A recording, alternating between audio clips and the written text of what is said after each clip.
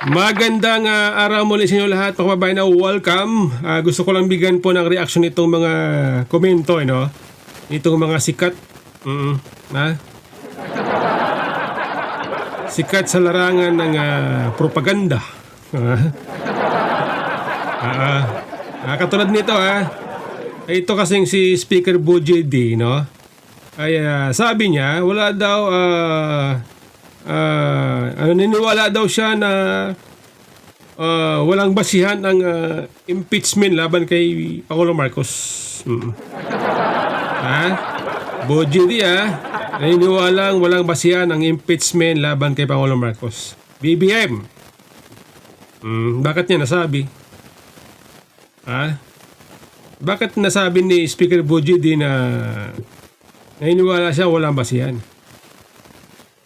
Hindi pa nga niya nabasa yung impeachment. Hindi nga tinanggap ng Secretary General ng Kamara itong impeachment na gustong i-file ng Makabayan Black, itong impeachment na gustong i-file ng grupo naman ni Chavit Singson. Okay? Tapos hindi pa nga nakita. Meron na siyang judgment. Wala daw basihan.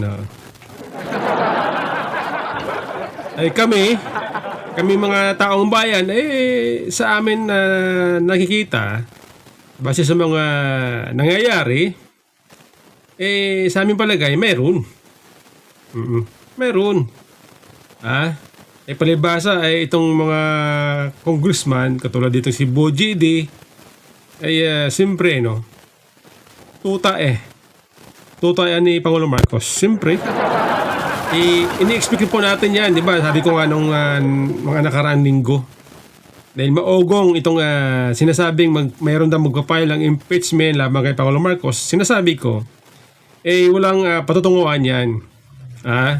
Tama po ating sinasabi. Tama. Okay? Bakit ko nasabi? Di ba mayroong nakalusot, tinanggap ng Secretary General itong unang impeachment na inihain ng isang abogado. Maraming nagsasabi na yun po ay scam lang. Yun po ay script. Kaya tinanggap. Samantala itong dalawang impeachment na masasabi natin na malakas ang ebidensya, lalo itong third impeachment na gustong i-file ng grupo ni Chavit Singson, yun po, mga abogado ang isip noon. Mga abogado ang naghanap ng ebidensya, mga abogado ang nangangarap ng ebidensya. Hindi lang basta abogado, sikat na abogado, magaling na abogado. Sa pangunguna nitong si Attorney Ferdinand Topacio. Dating congressman Jing Paras, Secretary Jing Paras, Manuel Luna. Okay? Itong si dating congressman Mike Defensor, bagamat hindi abogado, pero bihasa naman, pagdating sa impeachment. Diba? Kung tinanggap lang sana at nagkaroon sana ng pagkakataon na mahimay sa plenary, sa kongreso, mapapangapulungan itong impeachment na ito, di sana nakita nila yung ebidensya na inilatag nitong mga abogadong ito. Kaya tayo pa nagtataka kung bakit wala pa nga hindi ka tinanggap Tapos meron na silang judgment. Halatado, no? Halata na gusto lang pagtakpan, gustong konsentihin, no? Itong mga kalokohan ng ating Pangulong Marcos. Ito pa, mga kababayan, ito naman po ay isang sikat din. Sikat, kilala, magaling sa propaganda. Si Trillanes, siyempre. Ito ba ay talagang seryoso? Talaga bang si Trillanes sabi nito? Talaga bang ito ay galing kay Trillanes? Kasi ito ay nabasa ko lang, no? Nakita ko lang sa social media, sa Facebook. Mga komento ni Trillanes. Ito, tungkol kay BP Sara, komento niya tungkol kay BP Sara, sabi niya, di umano ha. Ang primary reason kung bakit popular pa rin si BP Sara dahil hindi kilalang lubusan ng mga Pilipino ang tunay niyang pagkatao. Ganun? Ganun ba yun? Sa akin palagay, baliktad yata. Baliktad po ang pananaw ni Trillanes. Kung bakit daw popular pa rin si BP Sara dahil daw hindi kilala ang pagkatao. Alam po ninyo, Trillanes, ito ang aking masasabi, no? Baliktad po ang inyong yung akala. Kaya nga po kaya nga po popular si BP Sara dahil gusto siya ng mga tao. Kilala siya ng mga tao. Magiging popular ba yan kung hindi siya kilala ang kanyang pagkatao? Ano ibig sabihin ni Trillanes dyan? Ano ibig niya sabihin? Alam na natin, yung mga kanyang binibintang na mga kung ano-ano, yun po ang ibig sabihin na hindi daw kilala ng mga Pilipino ang si BP Sara. Mali po. Tayo po ay kaya tayo sumusuporta kay BP Sara ay dahil kilala natin siya. Kilala natin na siya ay seryoso sa trabaho. Katulad nito. Tingnan ninyo, pakinggan ninyo ang isang sabi ng isang Dabawinyo. Dito sa Davao. Yung mayor si Inday dito sa Davao, alam niyo ba yung naririnig ko? Hindi, nakikita talaga. Yung mga government worker, yung mga nagtatrabaho sa under ng pamamalakan niya, ang daming angal Maangal siya, masyado daw mahigpit si mayor. Yung trabaho daw dapat tinatapos mo, tinatrabaho mo. Masyado daw seryoso, masyado yung gobyerno mo. Hindi na daw tumitingin sa alay mo ko, bakit ang hirap-hirap mo kung ganito ganyan, bakit ang hirap ng trabaho ngayon, bakit puspusan, bakit sagad, bakit minsan pa kailangan mo trabahuin yan at mag-o-overtime ka, ganun ang trabaho ni Inday Sara. Kaya bangan nyo siya pag naging presidente siya. Lahat ng mga empleyado sa gobyerno, aangal talaga kayo sa trabaho na kinuha nyo dahil tatrabahuin nyo yan. Bawal sa kanya ang banjing-banjing. Yan mismo ang sabi ng kababayan ni BP Sara sa Davao. Masyado raw mahigpit. Masyado seryoso sa trabaho. Ayaw niya ng empleyado ng gobyerno yung papitik-pitik. Banjing-banjing. Dapat pag nagtrabaho, tutok sa trabaho. Yan daw ang BP Sara. Yan daw si BP Sara, mahigpit. Tama naman yun. Yun ang gusto natin. Gusto natin ang tao, empleyado ng gobyerno, dapat pa nagtrabaho, tutukan niya, seryosohin ng trabaho dahil sila ay pinapasweldo ng taong bayan. Tama po yan. Yan pa ang gusto nating leader. Yung seryoso sa trabaho. Ayaw natin yung tutulog-tulog, walang alam, mabanjing-banjing, tapos pag may problema, hugas kamay. Di ba si BBM ganun, hugas kamay pagka may problema. Di ba? Si BP Sara daw hindi ganyan. Sabi ng kanyang kababayan sa Davao noong siya ay mayor pa. Ikaw ba, Trillanes, kilala mo ba si BP Sara? Hindi, di ba? Ano ang alam mo? Anong alam mo kay BP Sara? Yung issue mo na yan, matagal na yan 2016. 10 years mo na yan na inaakusa hanggang ngayon. Yan pa rin, paulit-ulit. Nakakasawa na nga di ba? Ito, Trillanes pa rin nabasa ko rin ito sa Facebook. Ha? Binibigyan ko lang ng komento, reaction. O Trillanes ha, kung bawasan siguro ni Secretary John Vic Rimulya yung kanyang pagpapriskon, mas matutukan niya ang paghahanap. Sino hinahanap? Mga pugante? Kasi nabanggit siya dito. O nabanggit niya kasi ang dami na nawawala, sabi niya. Si Bantag, si Bato de la Rosa, si Leonardo at si Atong Ang. Si Bato ba hinahanap ng PNP? Meron ba siyang kaso sa Pilipinas? Meron bang warrant of arrest si Bato sa Pilipinas? Korte ng Pilipinas? Bakit sinasabi dito ni Trillanes na hinahanap daw, na nawawala daw? Si De La Rosa. Bakit hinahanap pa sa De La Rosa ng PNP, Trillanes? Hinahanap ba ng PNP si De La Rosa? Hinahanap ba ng batas si De La Rosa? Bakit sinama mo si Senador Bato sa mga sinasabi mo mga nawawala? Oo. Ang bira, Siyempre, si Senador Bato, mautak na yun. Ayaw niyang makialam. Ayaw niyang pahimasukan ng dayuhan ng kanyang buhay. Yun po yun, Trillanes.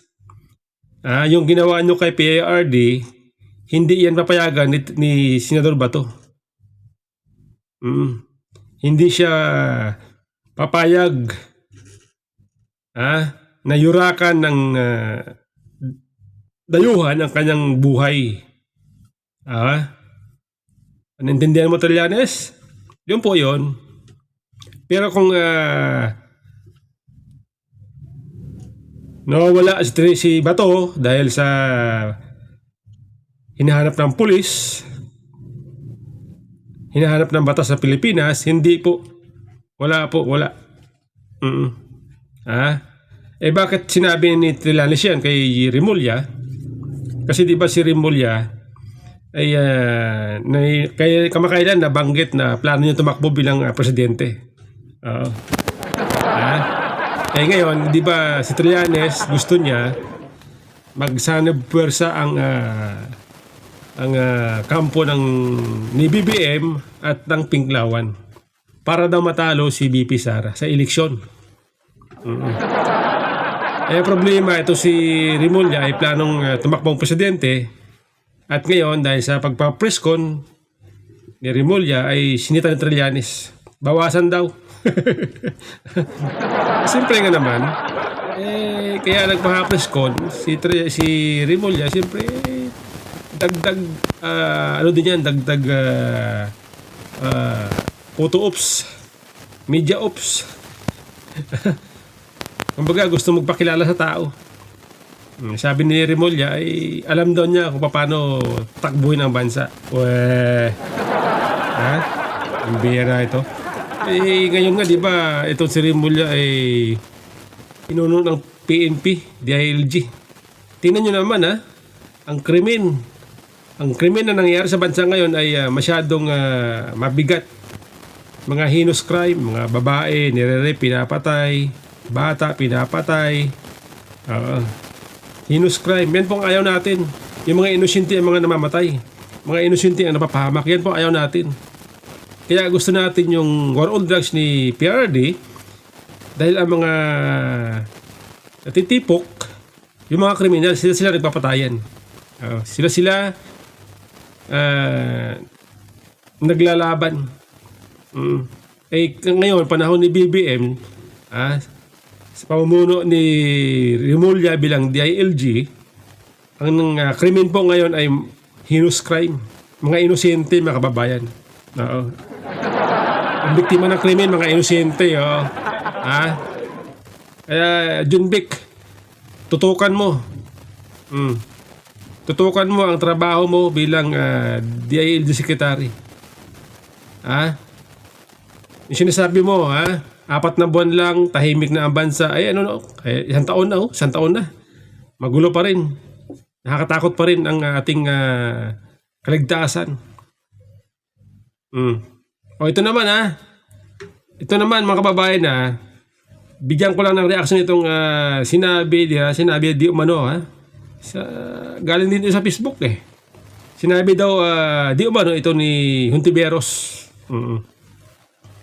Sabi dito sa isang Facebook post, kung hindi lang daw sa taong bayan, hindi siya tatakbo presidente. Totoo ba to? Kung hindi raw dahil sa taong bayan, hindi siya tatakbong presidente. Sinabi ba talaga to ni Hontiveros? Parang hindi ako makapaniwala na sabi niya ito Kasi paano yung nasabi na kung hindi dahil sa taong bayan ay hindi siya tatakbo? Hindi nga siya kulilat nga siya sa survey. Masasabi mo lamang na gusto ka ng taong bayan kung ikaw ay nangunguna sa mga survey. Diba? Yun po ating basihan Kung talagang gusto ka ng tao, dapat ikaw ang number one. Hindi Ang number one si Sarah. Si Sarah ang gusto ng tao, hindi ikaw. Diba? Ano po ating pagkakaintindi sa usaping gusto ka ng tao na tumakbo, gusto ka ng tao maging presidente, at ang basihan dyan, survey. Hindi kulilat ka diba? Madam Senator Risa Hontiveros, kung sa'yo talaga to galing, mali ka. Mali ka ma'am sa pananaw. Diba ma'am? Ito mga kababayan kasi gusto ko lang i-play ito yung video na kung saan ay ito po ay galing ito sa NIT 25 sa saganang mamamayan kung saan dito po binanatan ni Senador Marcolita itong si Lacson. Hinahamon ni Senador Marcolita itong si Lacson. Alam po ninyo si Senador Marcolita, abogado yan. Pagdating sa batas, yan po ay batikan. Hindi po yan umuurong. Handa po yan makipagbasagan ng ilong. Hindi jokes.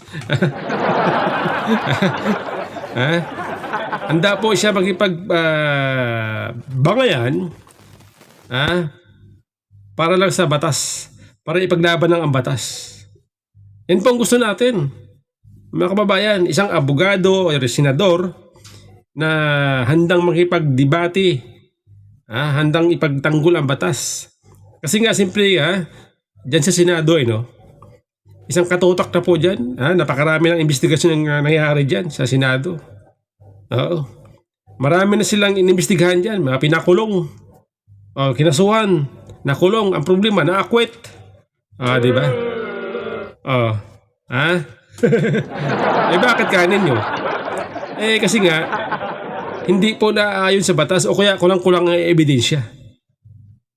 Kaya ito mga sinasampan nilang kaso, sa korte, yung mga dinidemanda nilang mga sinasabing kurakot, nakakalaya. Kasi nga yung ebidensya nila, yung kaso nila mahina. Diba? Parang hindi pa natuto ito mga senador hindi pa natuto sa mga nakaraan. Diba? Ngayon mayroong isang Marcolita na gustong ipaglaban ang batas. Gustong tumalima sa batas. Siyempre nga naman para sigurado. Kung meron kang ipipersecute, meron kang kasuhan, meron kang idemanda, siguradong makonvict dahil nakabasa sa batas. Di po ba, mga kababayan? O ito po, pakinggan po ninyo itong video na kung saan mainit. Mainit po itong si Senador Marcolita dito kay Ping Lacson. Dahil para kay Marcolita, hindi po siya ang bastos. Hindi po siya ang nambastos. Hindi po ang minority black ang nambastos. Pakinggan po ninyo mga kababayan. Ito po, Senador Rodante Marcolita. Para sa ganun, mabagot na lang. At magsawa na lang hanggang sa hindi sila interesado rito. Ganun ba yung plano? Parang mukhang ganun nga po ang nakikita natin. Baka sasabihin niya, ito'y para sa basura lang. Oo. Alam mo ang gusto kong gawin niya? Sabihin niya sa Senado ito, Oo. I think he should deliver a privilege speech. Ah. And in the plenary hall, sabihin niya na ito ay para lang sa trash bin. Para sa ganun, meron akong panahon na Matanong kayo. sa matanong Senado siya. para maging opisyal lahat. Opo. Kaya ko lang dinidiscuss ito. Didiscuss niya Oo. sa media. Aha. Pero mas maganda rito sa Senado. Para recorded lahat. Ano Oo. po? Oo. Yun ang aking gustong gawin niya. Oo. Kung ayaw naman niya, halimbawa, pumili siya ng television station, magharap kami. Namili siya sa dalawa. Oo. Kung ayaw niya, Mhm. he should shut the fuck up. Yun. Ako, didiretsuhin ko na kayong dalawa. Kung hindi niya madiretso, ako didiretsuhin ko kayo. Oo. O, ba't parang hindi kayo makasagot? Sige po, abangan natin, Sen. Kung i-call niya. Tignan natin kung i-call niya yan. Ano ha? Maganda pong pangyayari yan. At saka, Jen, pagka ganito ang issue, walang sino man ang pwedeng magsabing, manahimik kayo. Hindi ko pa pwedeng manahimik ang taong bayan. Pera ng taong bayan ito.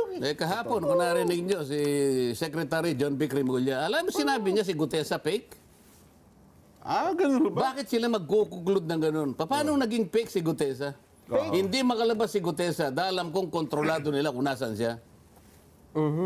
Paano naging fake si Gutesa? Siya lamang kasi ang nakapagsabi na dinideliver nila ang pera kay Saldico at sa bahay ni Martin Romualdez. Ayun nga. Oo. So, sinasabi nilang peke sapagkat pinipilit nila na yung notaryo ay peke daw. Samantalang yung tao wala namang kinalaman kung paano pepekein ng notaryo. Basta pumunta lamang doon, nagpanotaryo. Totoo. Meron ba kayong nabalitaan na isang tao nameke ng notaryo? Parang wala pa po. Yun ang gagamitin nila. Maitago lang. Ang gusto nilang itago. Grabe, ano? Oo. Kasi parang maraming yung na-excite kasi akala natin hindi din na ng gusto si Bonoan, di ba? Parang ang dating niloko mo ang Pangulo pagdating doon Ay, At saka, salamat po ng ang marami. akala natin sa hearing na yon, doon na magkakaalaman, Oo, di ba? Parang huling Kasi- pagdirig na ito. Oo, nandun na si Bonoan, nandun yung Trigib, nandun si Bernardo. Pero ang lulitaw pala, yung dalawang babae. Yun nga. Di ba parang... Ako hinintay ko yung Adrian Bersamin Oo. Pero Ito, walang- ano yung ginagawa nila? Ba't ganito? Ang tao, naghihintay. Naghihintay ng resulta. Naghihintay ng katotohanan. O idinuduyan kayo Sabi nga nila Chubibo. we're not moving forward. We're moving in circles. Paikot-ikot tayo. Di ba? Sinuchubibo nga. Chubibo. Oh, nachubibo na kayo. Yun na nga. Anyway, paano yan?